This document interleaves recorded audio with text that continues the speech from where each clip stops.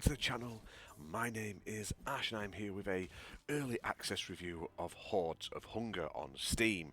Now this released on the 6th of May 2025 from publisher Kwalee and developer hyperstrange, and I was looking to present a copy to give it a go. Now, I'm really enjoying this game. I will say it is early access, which means it's still being developed. There's still things that are being worked on. There's a full roadmap with all the stuff that's coming, including new modes, new weapons, new skill trees, new enemy types, and everything like that. Tons of stuff is planned for this game. However, in its current state, which is what I'm reviewing, I did have a lot of fun. However, it is limited. I wish there was more content in it.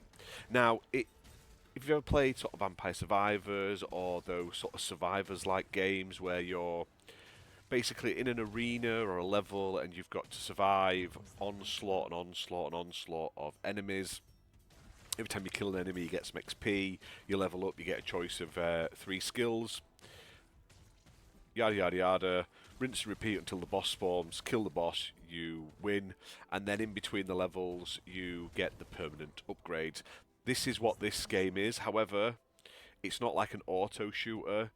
It's a very much melee based game. You wield like one of a variety of different weapons. I think there's 4 available like weapon types in the game that you can eventually unlock. And lots of running into enemies, chopping them. You have like a light and a heavy attack. You have a dash, you have a jump, you have a parry. And you'll chop through tons and tons of demons basically, and graphically this game looks amazing.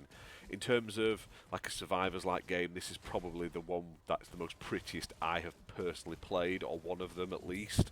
It looks great, there's blood everywhere, loads of detail in the environments and stuff like that. Great. Gameplay-wise, it's solid, it plays well.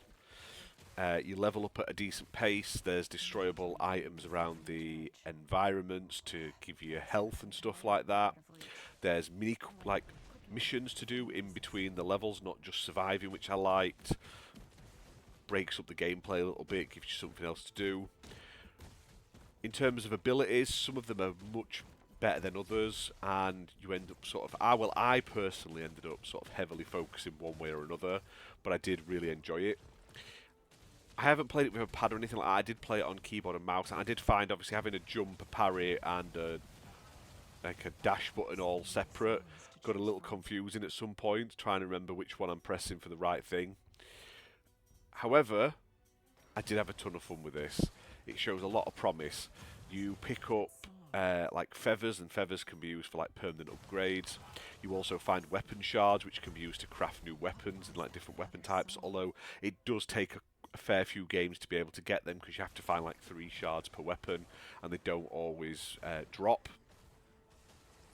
Outside of the game, like there is a little bit of story and stuff like that. There are like permanent upgrades and things, and so far it's pretty decent. Now there's only a couple of boss types at the moment, so that I'd like to see that expanded upon, but based on what I've played, I've had a ton of fun so far, and it shows so much promise as long as the devs actually actively follow up with that, and they normally do. Like I say, Kwalee are pretty decent in terms of publishing, so I don't think they would like early access a game and never follow it up to full release, which is great.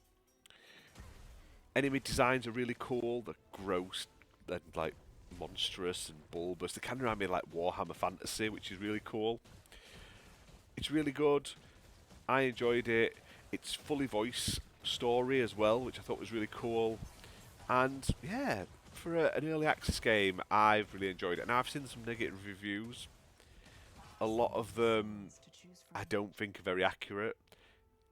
If you've left an early access review in less than an hour, you haven't really played the game. Do you know what I mean? This game, you need to play multiple runs. Each run can take you sort of 20 minutes easily.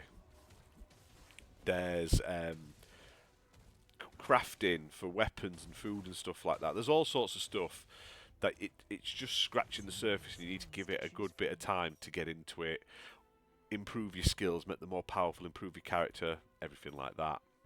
Now, it's priced at $12.79 on Steam.